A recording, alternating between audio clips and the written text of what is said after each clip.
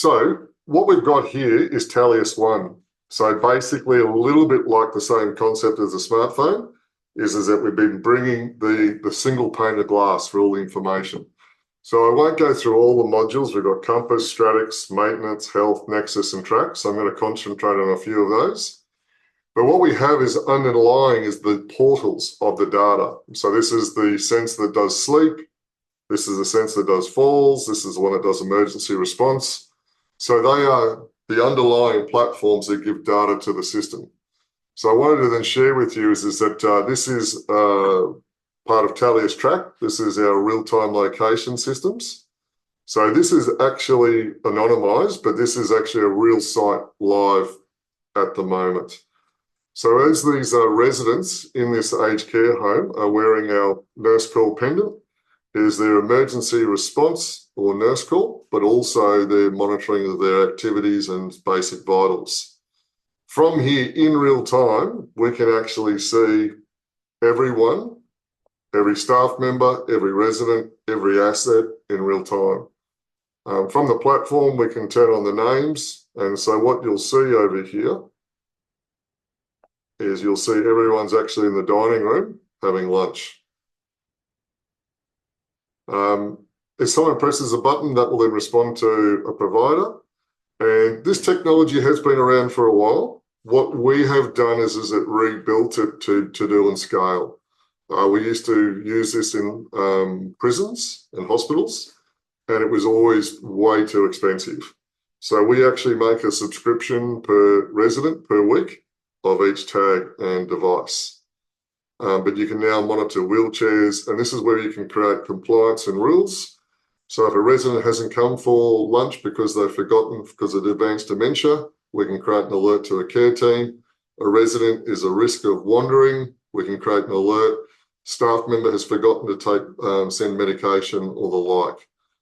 We've got replay and all sorts of functionality in here, but this now gives the board and governance and compliance in real time. This information then flows into our health platform.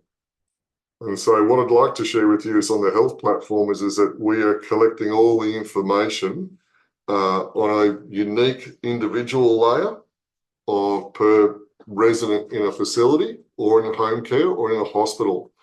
You'll see the ones here in red. This is highlighting is that our AI has detected that there is actually something potentially wrong with these residents that needs to be investigated by the care team.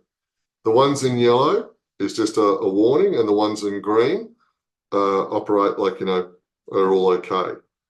We can actually break down from who's had the most nurse call alerts today, which can be a trigger for concern of confusion or pain, to bad sleep, who's slept the worst overnight, to health status in this example.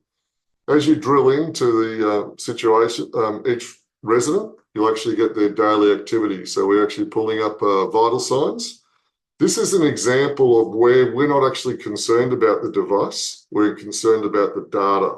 So you can see we can notify if there's any falls, any nurse call alerts and how many per day. We can see the care time, actual care time of how much care has been spent with each resident.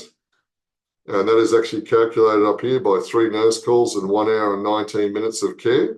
This is meeting some of the new legislation around care requirements per day. Also helping providers to see which residents potentially deteriorating so they can access more funding through ANAC.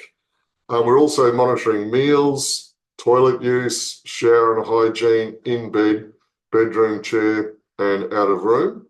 And also with our sleep, we can see, for example, the resident slept for 9 hours, they woke up 21 times, they got to bed 11 times, which seems a lot actually. And we can see that's actually a very poor sleep.